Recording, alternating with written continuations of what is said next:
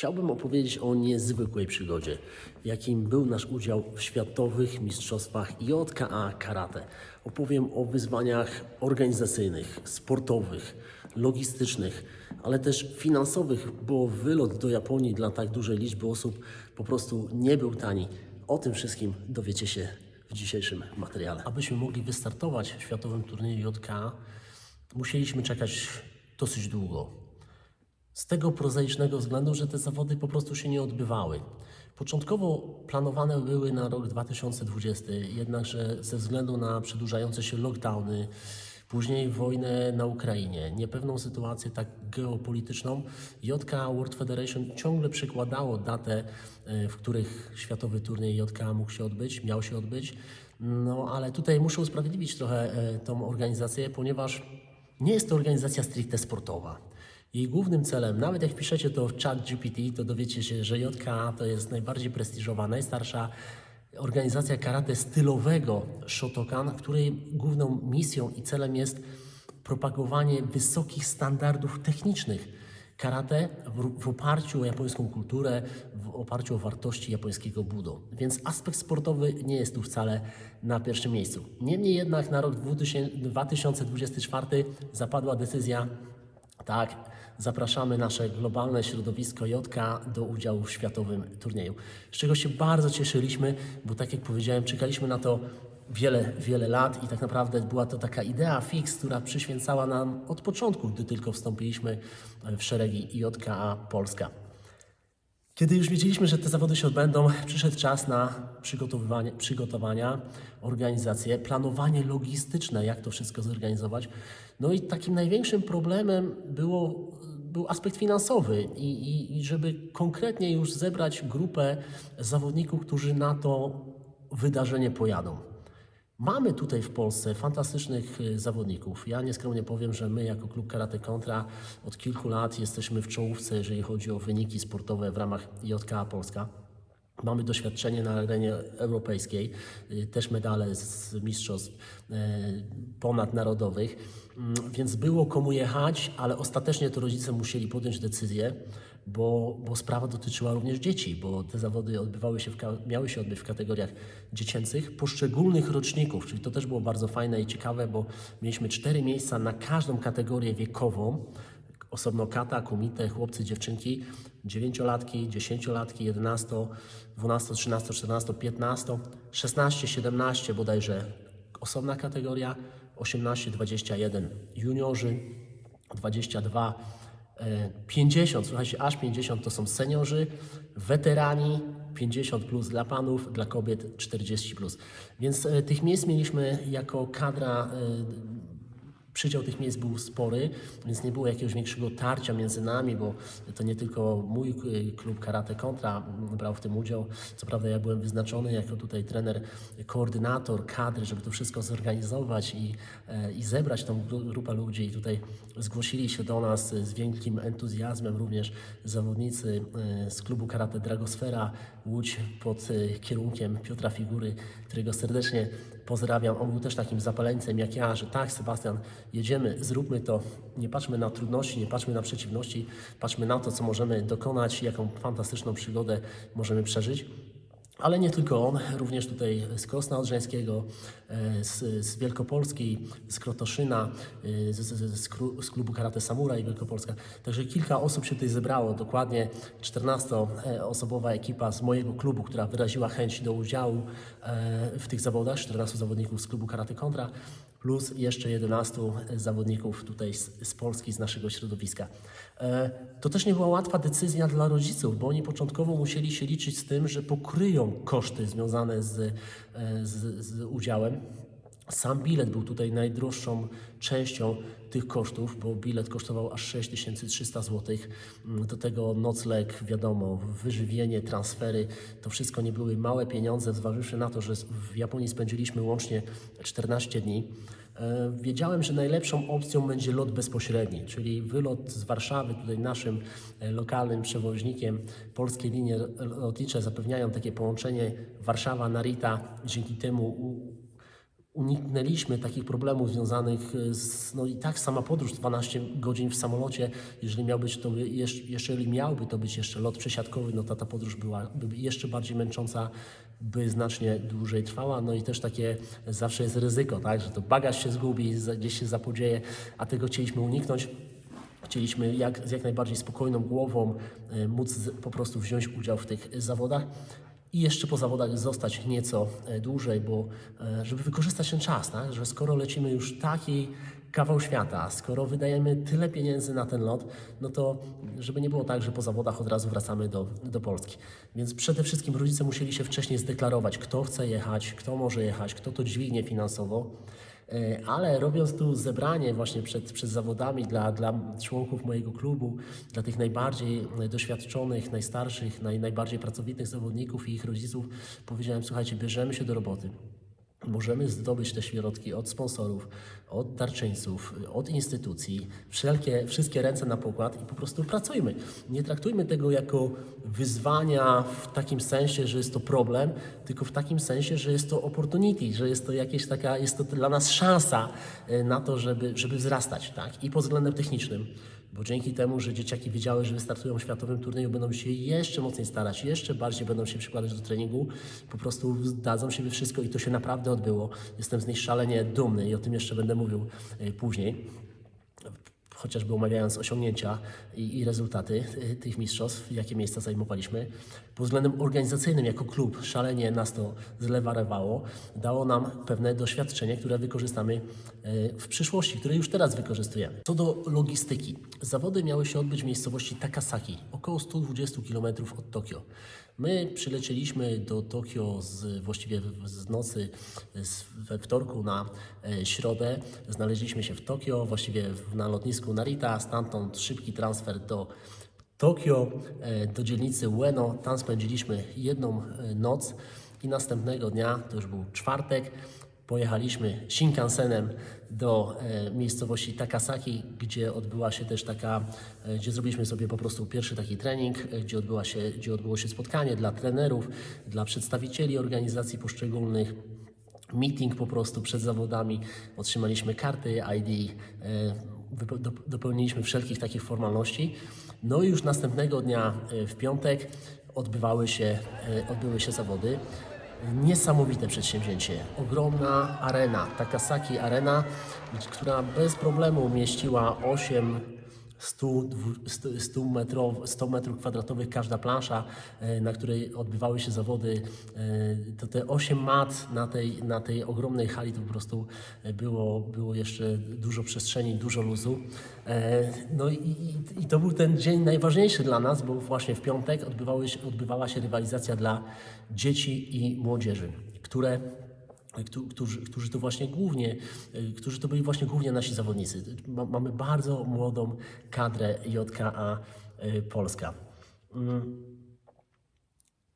Cały turniej zdominowali oczywiście Japończycy, szczególnie w tych kategoriach dziecięcych i młodzieżowców.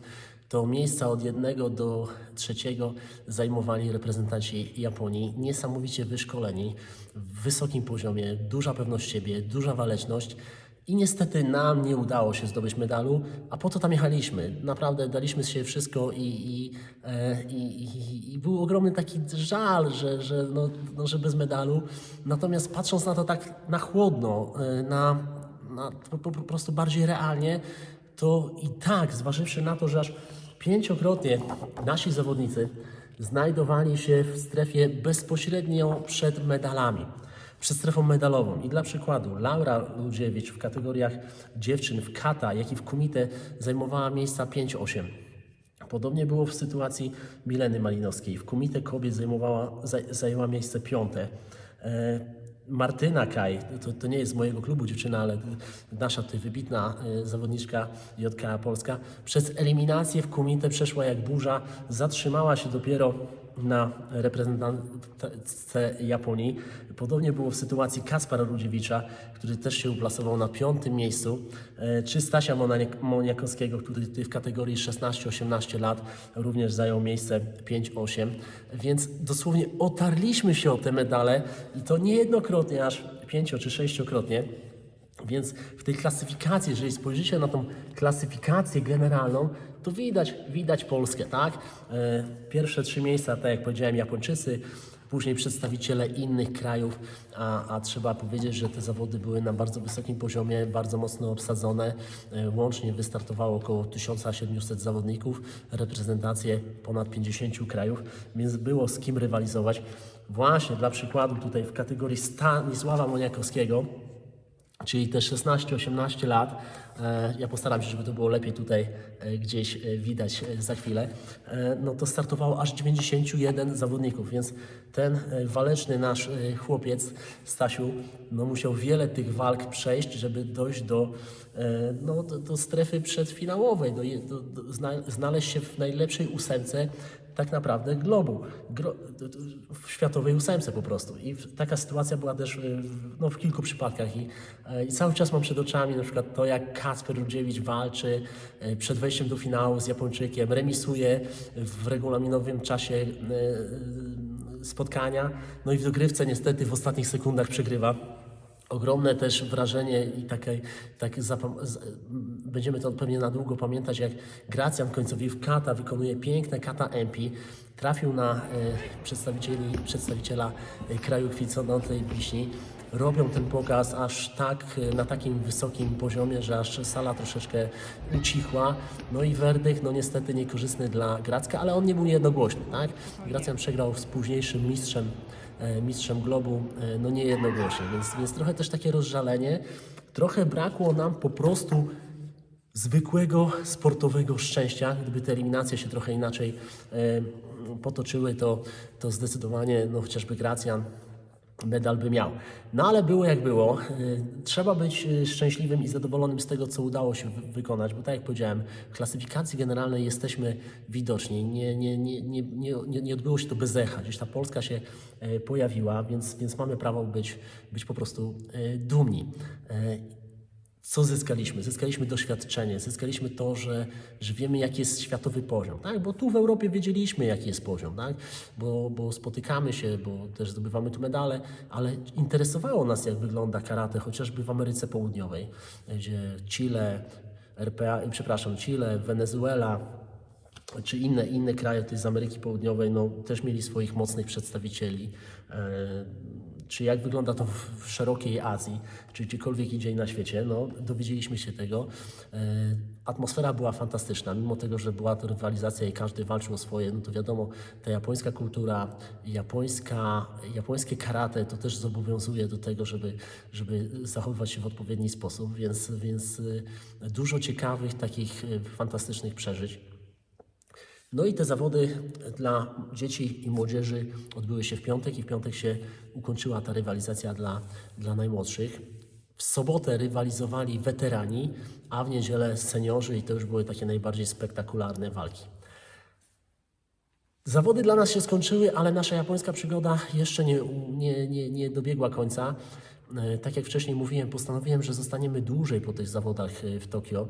Chciałem, aby tak długa i kosztowna podróż nie ograniczyła się tylko właśnie do samych zawodów. Dlatego jeszcze 8 dni spędziliśmy w Japonii. Jak zawody skończyły się w niedzielę, w poniedziałek był dniem wolny tak naprawdę dla wszystkich, bo wszystkie doja nie pracowały, więc to był nasz czas, żebyśmy zwiedzili chociażby Kamakurę, niezwykle urokliwe miasteczko nad oceanem, gdzie też byliśmy na grobie memoriale takim poświęconym pamięci senseja Gishina Funakoshiego, oddając mu hołd w pewnym rodzaju. Mogliśmy też trochę pozwiedzać. No ale we wtorek i kolejne dni wzięliśmy się mocno do pracy i ja sobie postawiłem takie 3 ważne metody szkoleniowe, które chciałem zrealizować w Japonii, właśnie już po tych zawodach. I przede wszystkim chciałem, żeby nasi zawodnicy i trenerzy odbyli treningi na Headquarters Dojo. Headquarters, czyli te Hambu Dojo, czyli to miejsce, gdzie trenują japońscy wybitni mistrzowie, nasza kolebka. Tam ci instruktorzy są po prostu zatrudnieni i ich praca polega na tym, że rano trenują, sami siebie udoskonalają, a wieczorem prowadzą treningi dla tych, którzy chcą i każdy może tam uczestniczyć w tym treningu i one są nacechowane mocno na wysoką standaryzację technik. Są to bardzo techniczne treningi. Chciałem też, aby nieco starsi zawodnicy doświadczyli treningu na uniwersytecie. ponieważ karate w Japonii na takim najwyższym sportowym poziomie odbywa się na uniwersytetach. Tam te treningi odbywają się po prostu każdego dnia, są wielogodzinne, 2-3 godziny trenują ci młodzi ludzie, studenci tam pod okiem wybitnych instruktorów i tutaj no, na to nie może sobie wejść tak każdy, kto by chciał, ale dzięki uprzejmości tutaj naszego wręcz przyjaciela, senseja Kurihary, on się zgodził, który jest tam właśnie trenerem. Tak, Sebastian, możecie przyjść niewielką grupką, potrenujecie razem z nami. Więc to była dla nas absolutnie fantastyczna przygoda. Uniwersytet Komazawa, tam mogliśmy zasmakować tego treningu karate na wysokim uniwersyteckim poziomie, a też dodam, że z tego właśnie uniwersytetu no, cała czołówka nawet tych zawodników, którzy wygrywali te mistrzostwa, te światowe mistrzostwa kilka dni temu, no to oni stamtąd się wywodzą, więc bardzo, bardzo wysoki poziom. Trzecim moim takim pragnieniem, czyli oprócz tego, żeśmy trenowali na uniwersytecie, oprócz tego, żebyśmy trenowali na headquarters dojo, było to, żeby zasmakować treningów w takim normalnym dojo. Tak jak ja prowadzę klub karate i na co dzień on funkcjonuje, prowadzimy tutaj szkolenie, tak chciałem zobaczyć, jak to wygląda w Japonii. Po prostu taki zwyczajny japoński klub karate, może nie do końca zwyczajny, bo ten klub ma zawodników, którzy też wygrywali medale na mistrzostwach światowych, ale właśnie w kategorii dziecięcych, a przecież ja głównie tym się zajmuję, szkolimy głównie dzieci i młodzież, więc napisałem na Instagramie do takiego klubu, którego właśnie obserwowałem na tych mediach społecznościowych. Widziałem, że robią fantastyczne treningi, widziałem, że mają doskonałych zawodników w kategorii dziecięcej.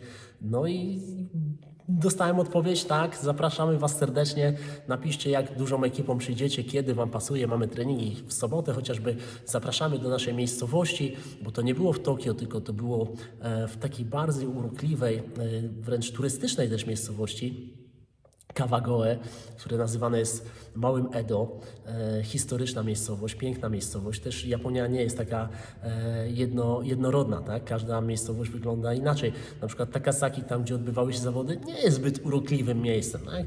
Bardzo blednie w porównaniu do Tokio. Ale Kawagoe, niewielka miejscowość, też niedaleko od Tokio, no to robiło wrażenie takiego wręcz no, bardzo, bardzo ładnej miejscowości.